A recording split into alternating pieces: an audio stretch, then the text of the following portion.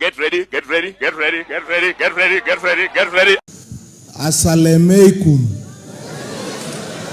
Assalamualaikum.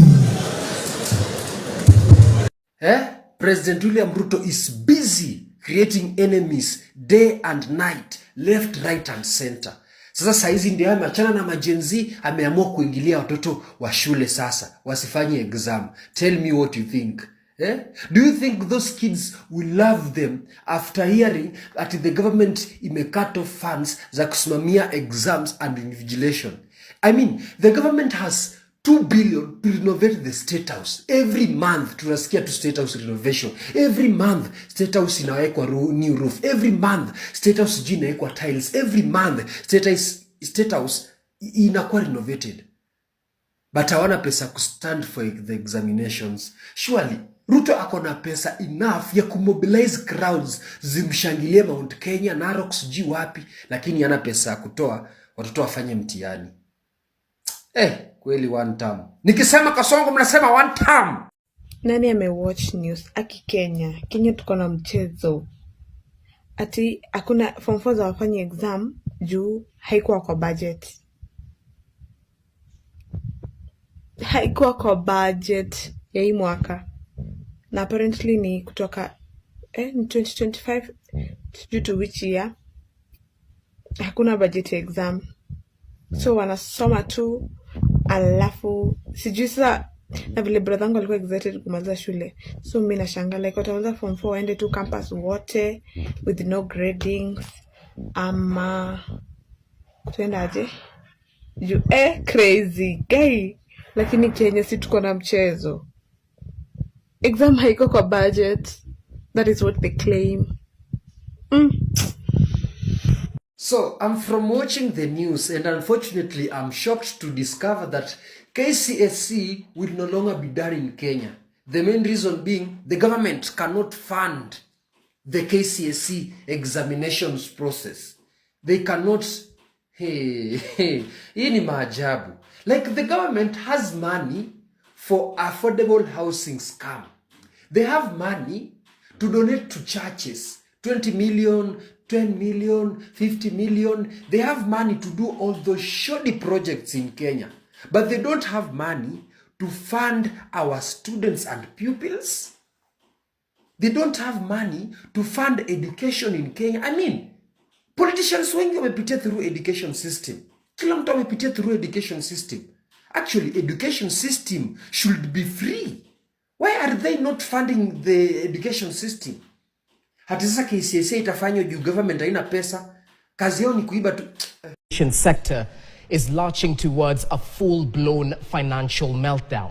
A shocking budget shortfall now threatens to paralyze critical operations as stakeholders in the education sector express fear that this year's KCSE candidates may not even sit the exam. Now, with 22.8 billion shillings hole in the basic education budget and a 5.71 billion shilling shortfall at the Teachers Service Commission, alarm bells are ringing. From exam administration, confirmation of intern teachers, to medical insurance for teachers, not a single shilling has been allocated. Well, as Anne Musungu now reports, the system is starved and the future of millions of learners is on the line. How will they sit for exams? Yes. Who is going to invigilate that exam?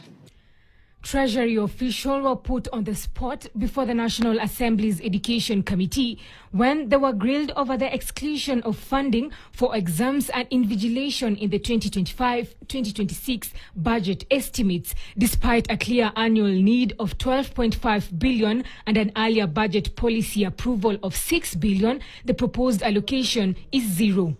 It gave a direction of rationalizing the budget before it was submitted to the National Assembly, and that is how the rationalization came in, and the examination money was one of the areas that went down. But we shall not write our report without the examination money. And that's not all. The fate of 20,000 intern teachers hangs by a thread. The Teacher Service Commission now says there's no budget to confirm them into permanent roles. We speak that funding to convert them has not been provided. So this, the interns will continue for the next maybe 2 years. You can't bring before us a budget that you want to recruit interns when clearly you know that you have other interns who are already serving. Meanwhile, teachers' medical cover has also taken a hit. The budget only allocates half the cost of the current contract, this amid rising complaints over the scheme's effectiveness. The money we have been provided, there's a general discussion ongoing that with SHA, maybe there will be need for most of the public servants to move to SHA. So that discussion is ongoing, and also we'll be engaging National Treasury and Parliament to see whether we can get additional money to take care of the medical scheme for teachers. The numbers paint a grim picture. Basic education faces a 22.8 billion deficit, while the Teacher Service Commission stares at a 5.7 billion shortfall. A sector once promised priority, now teetering on the edge of crisis. If you're a Kenyan parent, you need to say WANTAM, and please mean it when you say that. And if you don't know why we need to say WANTAM, this is the reason. Thousands of candidates now face an uncertain future after Treasury removed the entire budget for examination registration and invigilation in what could see parents being forced to pay to have learners sit national exams.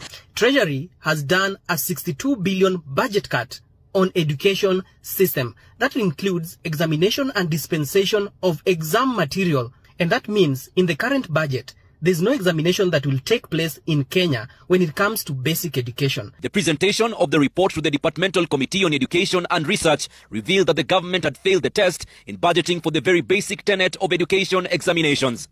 But exams is an activity we know at the end of the year, summative exam assessment has to take place. It is discussed. Then you bring a budget here with zero. What is wrong with exams of our children? Does Treasury want to do away with exams, or does it want to communicate to parents to start paying examination fees? So the Education PS, Bitok, and his counterpart from the Treasury, an officer from Treasury, told the Education Parliamentary Committee these amounts are not available for the education sector. I'm really engaging National Treasury on this particular matter with the aim of ensuring that we provide the monies that are required so that we can be able to support our children who are doing exams. On 29th of April, when the cabinet sat, the cabinet gave a direction of rationalizing the budget before it was submitted to the National Assembly. And that is how the rationalization came in. And the examination money was one of the areas that went down. 62 billion. How do you cut 62 billion meant for education? If you want the population of your country to move forward, you need to make sure education is one of the sectors that doesn't get any budgetary cuts. And this government has continuously made sure that this is what it does. On the other side, Ruto is very busy telling people from Narok that he's bought land using government money. How does that even happen? Mimi nimeenda nimetafuta pesa ya serikali.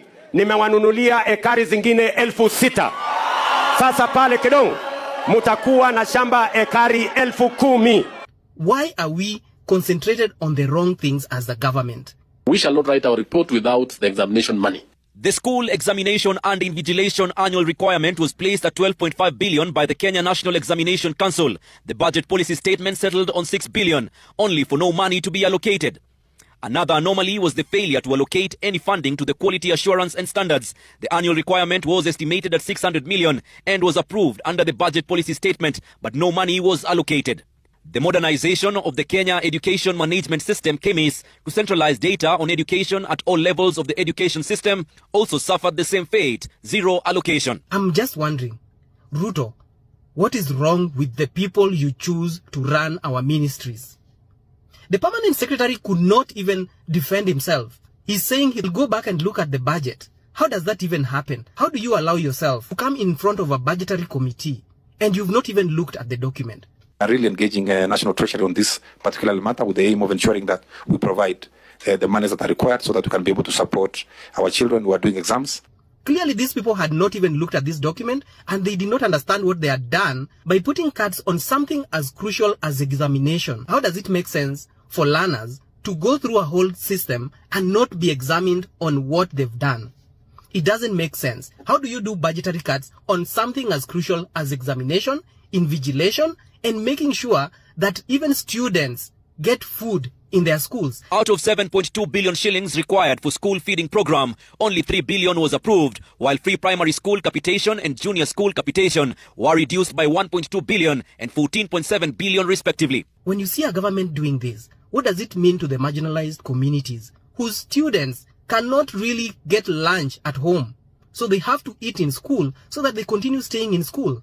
So when you do budgetary cuts on things that are crucial in making sure our children go to school, in making sure that our population is educated, what are you thinking as a government? I'm speaking to the Treasury and the Permanent Secretary of Basic Education, BTOC.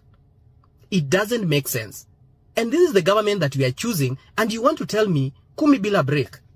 It doesn't even make sense. I was watching the news and I was cringing and wondering why we chose this government. It doesn't make sense completely. Listen to what he said. On 29th of April, when the cabinet sat, the cabinet gave a direction of rationalizing the budget before it was submitted to the National Assembly. And that is how the rationalization came in. And the examination money was one of the areas that went down. The reply was laughable and unsatisfactory to the committee.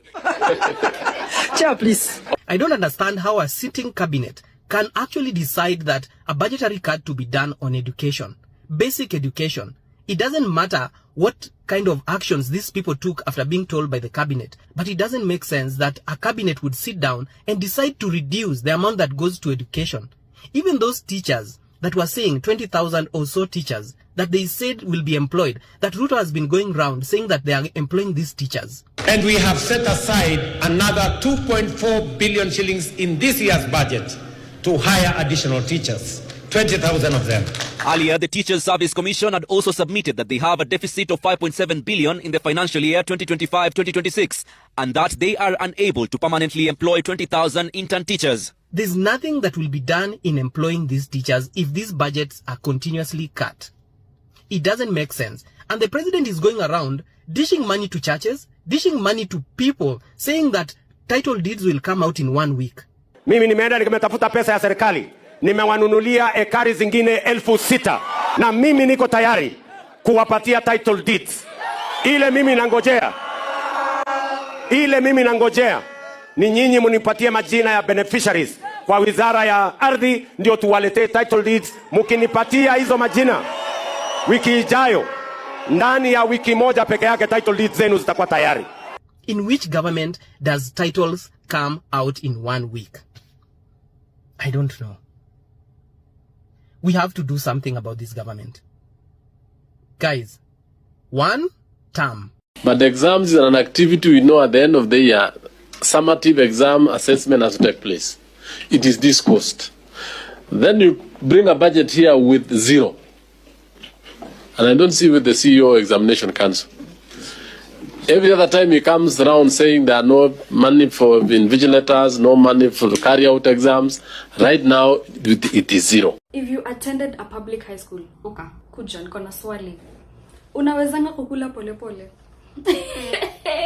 Because for me ukula haraka. Nikiwa wapi ama I think it's how we used to eat in high school. We used to eat in a hurry. But anyway, are you able to eat your food slowly and actually enjoy your food? Because me ujipata in any setup, in any table, I am the first one to finish my food. And it's not like I am greedy or anything. Apana, nakulanga tu haraka. What Wakili is saying, that is the way. You agree to eat? I agree. You've taken your time to... Yes, I've read it. Actually, we have done this mathematics here. You're convinced? Yeah. Yes, because in is a specific period of time. Okay. In. So in the 5th year, it says here, section 136(2)(a), being the second Tuesday in August in every 5th year. In every 5th. It's not at the end of... You finish 5 years and then you now do an election. Okay. It says in Within. the second Tuesday. So the 5th year is between, we were doing our calculations here, 9th of August 2026 to 8th of August 2026. And you want to say that the last day of the 5th year cannot be in? No, but it's specific. The first, second Tuesday of August. August. All right. So this one falls on 2026. That's Yes. correct. You see, because the 5th year runs, it's not the January. It's not a calendar year, January to December. It is. It cuts across August 26 to August 27. So within there, that is the 5th year. So within, and if we understand the meaning of the term "in," it is in that time of between that August to the other August of 2027. Is when the election must take place. We're not coming to the streets because there's anyone who wants your job, really. We're coming to the streets because it's scary that you are in office. It is. You told Uhuru, usiue watoto wangu. And then you've sent your cops to watoto wa wengine. Yeah. The God you serve will visit you. That's true. Very well. You told people, hii government ni ya mwananchi. Mwananchi has the chance to fire and to hire. And then here you are, killing mwananchi, threatening mwananchi, abducting children. You know, you're fighting with kids. Presidents have fought big things by the way. But you're fighting with children. You're fighting with the children of the nation. Yeah. These things should call you to reflect and talk to your advisors like a man. So say it with your chest. Guys, can we find a solution? Someone is saying that Raila should not be touched. This is the first person that should go home. Raila worked with Moi, he worked with Kibaki, he worked with Uhuru Muigai Kenyatta. As per now, he's the pocket of William Samoei Ruto. He's the same person who suspended Ruto in 2008 when Ruto was in the Ministry of Agriculture and he sold 7 billion. Raila suspended him. He didn't return those money. As per now, they're working together. Kenya cannot even be redeemed by Raila Amolo Odinga. Kenya cannot be redeemed by William Samoei Ruto because he has messed. Kenya cannot be redeemed with the Rigathi Gachagua and the likes. We as Genesis, we have 16 million votes and we are not afraid. I want to tell you for free, we are coming one-on-one to meet these people. Bro, coming 2027, this guy used churches in 2022. He gave pastors something small. He gave them some sweets. Pastors gave in and campaigned for him in churches. He came to Mama Mboga. He knew Mama Mboga is having votes because he's having customers. Can lure for them some small fish, some omena. By 2027, Gen Z have a candidate which is going to meet William Samoei Ruto. But these cocoons, they are gathering together. Nothing. As we believe that those who aspire for leadership should be discussing how to liberate this country economically. How do you change the lives of our people? Because of what need is it if I'm going to discuss with someone about forming a coalition? And yet, they were part of the odious debt that is strangling this nation. Will they agree to us declaring this debt odious and saying we are not going to pay any debt that was taken illegally, that didn't fund any single project in Kenya? Will they agree to such a conversation? They will not. So let them do their thing. We will market ourselves to the people of Kenya. Our house is self-contained. We have our president candidate, Jimmy Wanjigi, and I'm here, running mate, Willis Otieno. So what are we negotiating with them? So for you, you don't even have to think about who is the flag bearer, who is the... Our house is self-contained. It's settled, it's self-contained. We are talking to the people, and we are doing enough that the people will see in the fullness of time. We don't have to react to what other people are doing. Let them also do their game. We are also doing our own game. Safina Party is purely about economic liberation of the nation. Let every campaign define what they represent. Because as we believe, the space that we occupy, it's about the economic emancipation of our people. It's not about positions for individuals. You saw ODM and some of them shouting loud that now they want to be given positions in William Ruto administration. That is their right. They can go and get those positions. Because then they believe that leadership is about positions for individuals. We are not in that space. And we cannot caucus with anybody who is discussing leadership of this nation on the basis of positions to individuals. We have a running president and his running mate. We have an agenda. Our agenda is about economic liberation of the people of Kenya. And we invite Kenyans to get into this economic discussion space. Because of what value is it that if Mbadi is on the table all lawyers are full. If Oparanya is on the table, all lawyers are full. That's the politics that they know. That William Ruto eats for all Kalenjins. That is what the traditional politicians know. As we are not in that space, as we believe everybody should be rich, the government should come up with policies that enables the individual, wherever he is, to be able to get economic emancipation. But when Badi is sitting there and they are taking illegal loans in the name of the people of Kenya, how does that enrich the poor Luo man in Sindo Beach, in Omabay? What it means is that now Badi must also come up, after taking that loan, he will come up with a new finance bill that increases the taxes, charges, and levies. For that poor man in Sindo, that man who is crying about economic pain, they are going to ask him to pay more in taxes. But Mbadi said that is not the case this time. Write it down. The finance bill is coming soon. They are going to increase taxes, charges, and levies. It is coming. Write it down. That I swear. They are going to increase your taxes, charges, and levies, whether you like it or not. But he can say all he wants to say. But your taxes are going up. But your earning has not increased. Is it a must that the government has to come up with another finance bill? But they have to finance their budget. How will they finance it? Already they've told you that their budget for this coming financial year is going to be 4.7 trillion. Yeah. So how will they finance it? Their collections today, on average, on revenue, you are averaging 160 billion per month. Your collections are barely hitting 2.1 trillion. Your debt finance for this year was going to be 1.9 trillion. Next year, your debt payment is at 2.1 trillion. You have a budget of 4.7 trillion. So tell me, how will you finance it without raising taxes? Because it's financed from people's money. So they have to come back to you and ask you to collect, to pay. Yeah.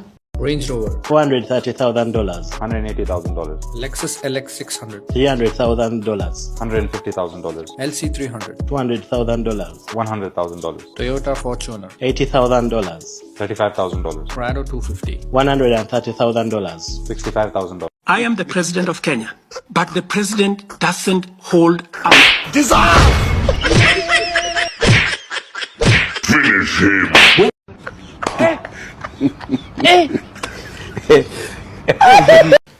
Matiang'i has never been the candidate of any young people. I'm shocked someone thinks Matiang'i is the candidate of any young person. Yeah. We know Matiang'i as the strongman of the Jubilee regime that put this country in extreme crazy debt, as the guy who occupied the office of the deputy president during the Jubilee regime. We know him as the strongman internal security minister. We know him for the Ruaraka land saga. No one knows Matiang'i for any good. Yes, exactly. And the killings during COVID and all of those things. So anyone who thinks Matiang'i is a savior, lost. Yeah. Kenyans, hawa ndio wakombozi. Same old monkeys, baboons, gorillas, different forests. Mama yangu, game over.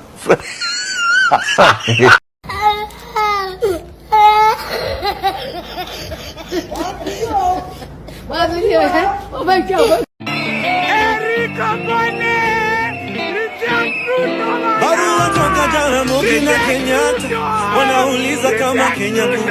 Na vitu zina happen ni country ikifika 2027 na uko 18 plus tukupate bila kura. Ai, utatuambia unaishi wapi? Utatuambia unataka nani apeleke Ruto nyumbani? So guys, kitu must go hajui, sasa tumechangamka. Tunangoja finance bill. Tutokea 1 year anniversary. 1 year. Anza kutafuta bendera na firimbi kwenye ulieka. Tafungua store. Because, get ready. Tumechangamka. Tushapiga pre-game. Kiongozi wa Kenya Kwanza ni nani? Ni Ruto. Kwa hivyo shetani katika hii Kenya ni nani? Ni Ruto. Na ueleze mpaka mjilani yako, ueleze mtoto wako, ueleze mjukuu wako aelewe kwamba shetani wa Kenya ni nani? Ni Ruto. Kwa hivyo kila siku asubuhi ukiamka unasema shindwe. Huyu Ruto mumwambie tumechoka naye. Kama inatakana tubadilishe katiba ni kupunguza miaka ya Ruto, sio kuongeza atifike 7. We cannot wait to get an opportunity kutuma huyu mtu nyumbani kwa sababu kazi imemshinda. Ruto tunataka kwanza kupunguza tamu yake. Kama ingewezekana